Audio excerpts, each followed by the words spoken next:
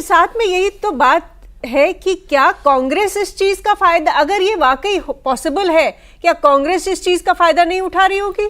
क्या कांग्रेस ने ऐसी दानगी नहीं की होगी? बताइए भाई समीर सर। देखिए, राहुल गांधी ने जो आरोप लगाया, ठीक है, 140 करोड़ की पॉपुलेशन है, 90 से 100 करोड़ के हिंदुस्तान के अंदर वोटर है।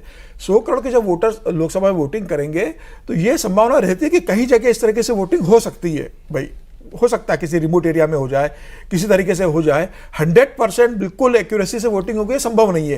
ये हो सकता है कि कुछ हजार वोट, कुछ 20-25 वोट एक्स्ट्रा पड़ गए होंगे, किसी तरीके से डबल वोटिंग हो गई होगी, हो सकता है। लेकिन उस वोट को राहुल गांधी जिस तरीके से बढ़ा चढ़ा कर बता रहे कि पूरे हिंदुस्तान के अंदर वोट चोरी हो रहे हैं, पूरा चुनाव ही मैनेज हो रहा है, चाहे वो विधानसभा के हो, लोकसभा के हो, 25 सीटें इंटेंशनली मैनेज की गई है, ये मुझे लगता है कि ये बहुत ज़्यादा बढ़ा चढ़ा कर बता रहे हैं। अपनी हार को छुपाने के लिए मुझे लगता है कि राहुल गांधी इस तरीके से इस मामले को कर रहे हैं। लेकिन ये बात भी सही है कि जिस तरीके से चुनाव आयोग इस बात को एक्सेप्ट कर रहा है कि भाई एसआईआर में इस तरीके से जो हो रहा है, सफाई हो रही है, जो पहले नहीं हुई थी, तो चुनाव आयोग ने एसआईआर की एक्टिविटी इसलिए बिहार में शुरू की है ना, वो पूरे देश में लागू करने जा रहा है। तो चुनाव आयोग उसे पारदर्शिता लाने के लिए पूरे देश में अब एक्सरसाइज कर रहा है।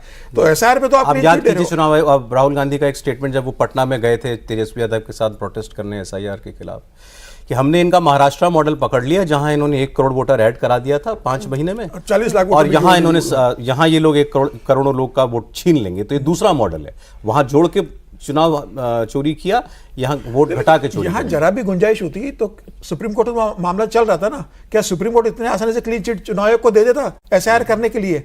पूरा एविडेंस सुप्रीम कोर्ट के सामने चुनाव आयोग ने रखे हैं और चुनाव आयोग की ने क्लीन चिट दी है कि ठीक है आप एसआईआर कर सकते हो, एसआईआर पे कहीं रोक नहीं लगाई है। तो मुझे लग रहा है कि एसआईआर को लेकर पूरे देश में गतिविधि शुरू हो गई है। लेकिन मुझे बड़ी इंपॉर्टेंट बात कहनी है कि देखिए, आज राहुल गांधी ने शाम को इंडिया गठबंधन की बैठक, अपने डिनर बुलाया, सबको साथियों को लंच बुलाया डिनर पे, और 4 घंटे पहले वो पत्रकार वार्ता ले रहे हैं। एसआईआर का इशू तो तेजस्वी यादव का भी था, अखिलेश यादव का भी है, ममता बनर्जी का भी है, उद्धव ठाकरे का भी है।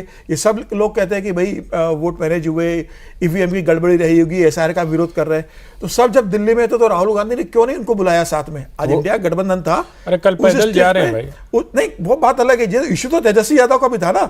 आज स्टेज पर तेजस्वी यादव भी रहता। देखिए नहीं सर, ये थोड़ा मुझे लगता है वो कह रहे हैं कि मेरी पार्टी के वर्कर्स ने मेहनत की, 6 महीने लग के डेटा निकाला है।